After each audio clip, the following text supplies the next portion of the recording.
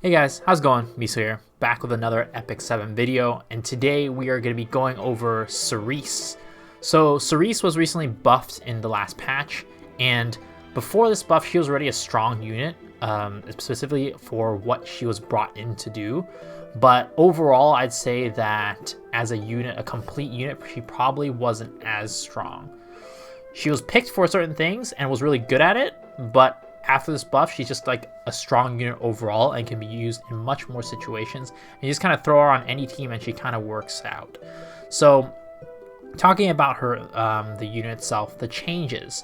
So her S3 was given the ability to now be attacking using an advantageous element, which is really, really amazing.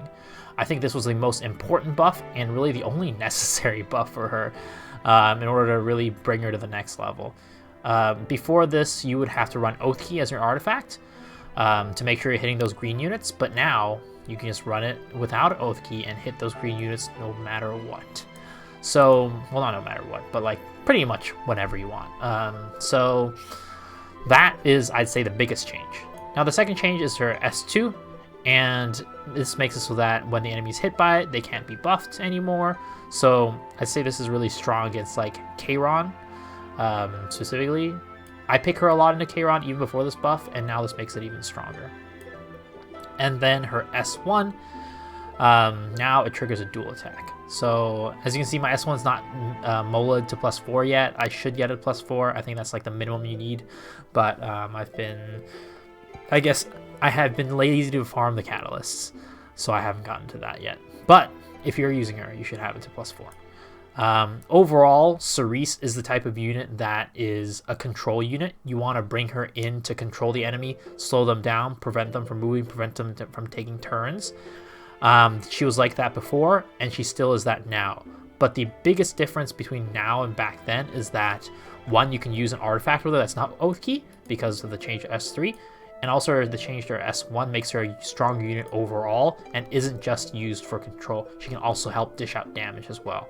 If you have a DPS on your team, you can use her S1 to call them in and trigger a random dual attack. If the dual attack is the same as Lilius's, basically. So yeah, use cases, I'd say still you want to bring her in to prevent the enemy from CR pushing, and also using her to help control the enemy and making him slower and making it so that they can't take turns. Other than that, nothing's really changed too much. She's just kind of a stronger unit overall. And I think these changes really cement her in the position of being a top tier PvP unit. You could put her on your defense, you could put her on, offense, you could put her on RTA, you could just kind of use her wherever in arena, anywhere that you would use her in PvP, you want a unit in PvP to control them or to strip. She is gonna be your girl. So let's move into her gear. Because she goes first, well, you want her to go first, you're gonna build her on speed.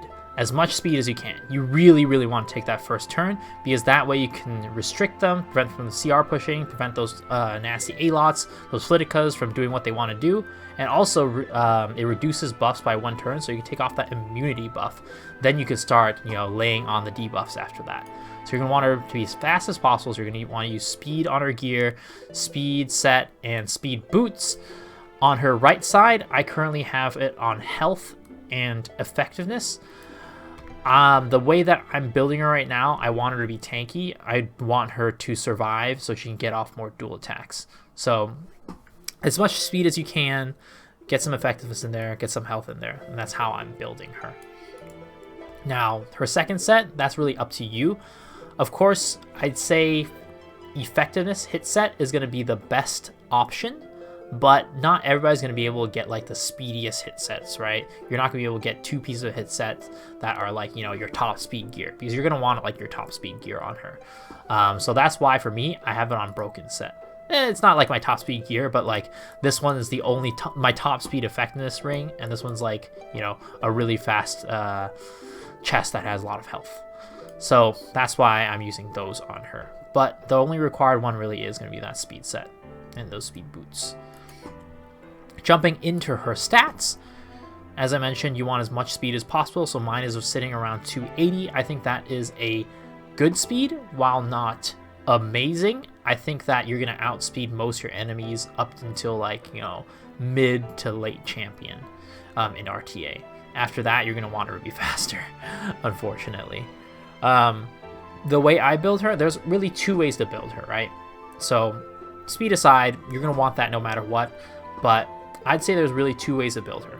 You're going to want to build her, one, the tankier route, which is what I have my Cerise on right now, and two, the super high effectiveness route, which is the other build that you're going to be using more for control.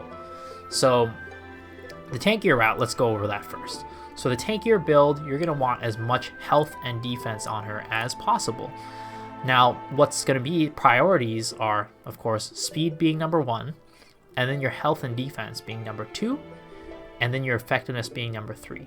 While effectiveness is your third priority, I still think that it's important to have a good amount of effectiveness on her, which is why I have this ring on her. I'd say that 100 is probably good enough for what I want her to do. Of course, you always want more, but I'd say the minimum, maybe like 60, 70, something like that, just because you want to be able to strip those DPS units that oftentimes aren't going to be having, you know, a ton of effectiveness.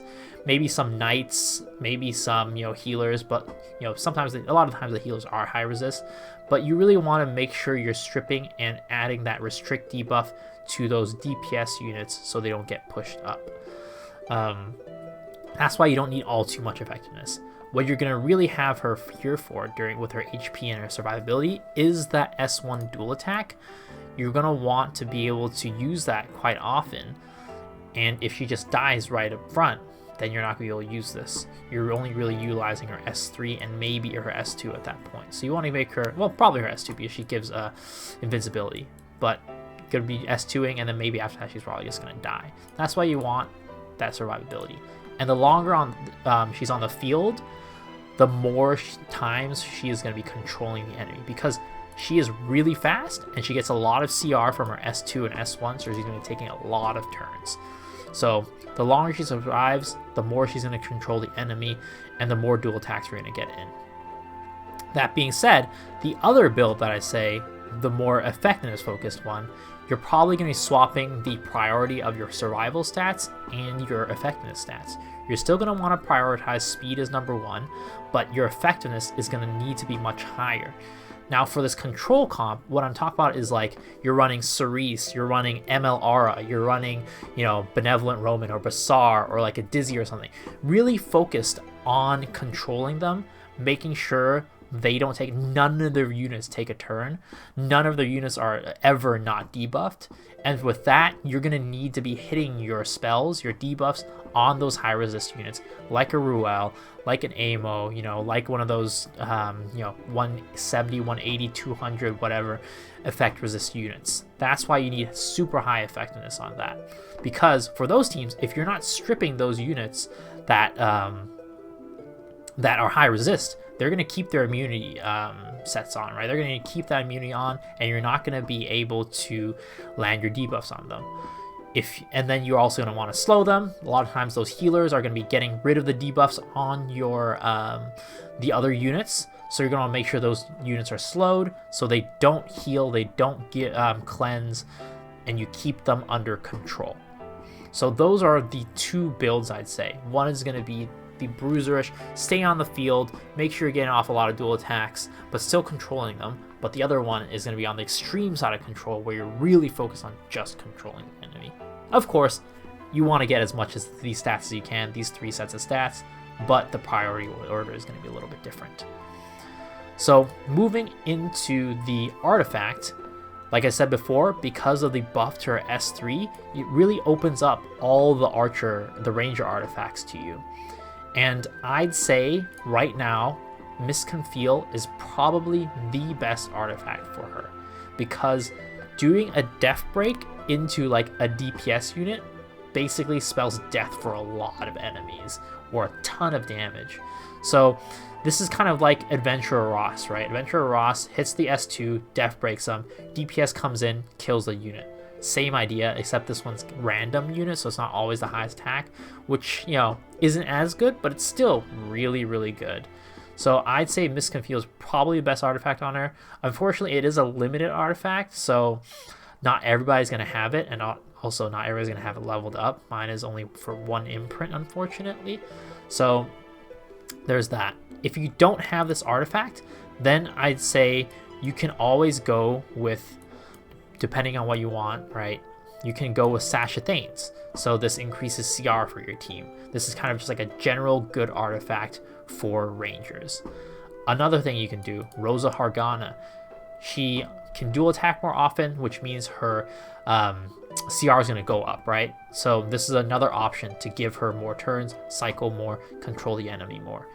You can also use Andre's crossbow. I think this is a very underrated artifact. I think that given that she moves so quickly, right, and gets so many turns, every time she hits them, removing souls is very valuable. It really cripples their offensive power on the other team, and even some defensive if you're using it for defensive purposes like heals, right?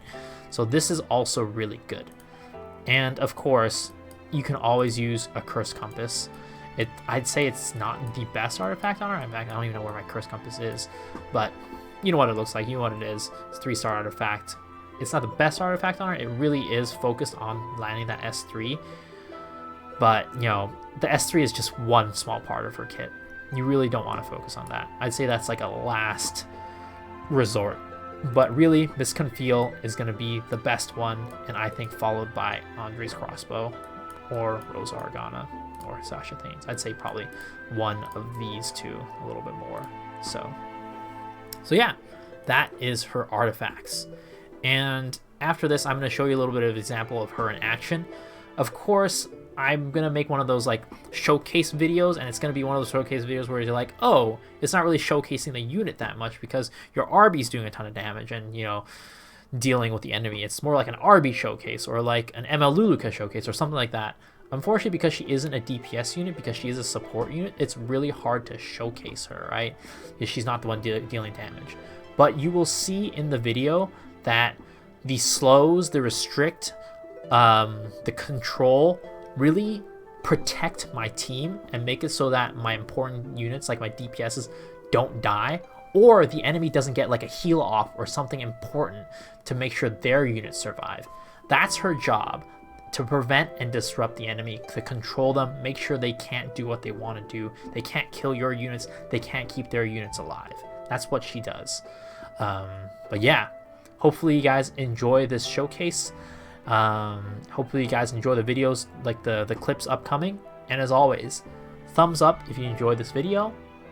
Subscribe if you love it and want to see more. Leave comments down below about what you think about Cerise, whether or not you're going to use her, whether you've been using her, any future video ideas you want me to do. And as always, I'll see you on the next one. Peace out. Oh, before I forget, so all of the RTA clips that you're about to see are recorded at the beginning of a new preseason. So the old season just ended, so the new preseason is starting. So I'm going to be doing placement matches, and I think there's a match where I go from silver to gold. So just a little bit of context, everybody who's playing in the preseason is probably at least decent or, you know, somewhat into RTA, because nobody's really been playing the preseason if they're not into RTA. There's no real reward. So everybody you're about to see are at least competent in RTA. So yeah, there's that. So, all right, I'll let y'all enjoy the clips.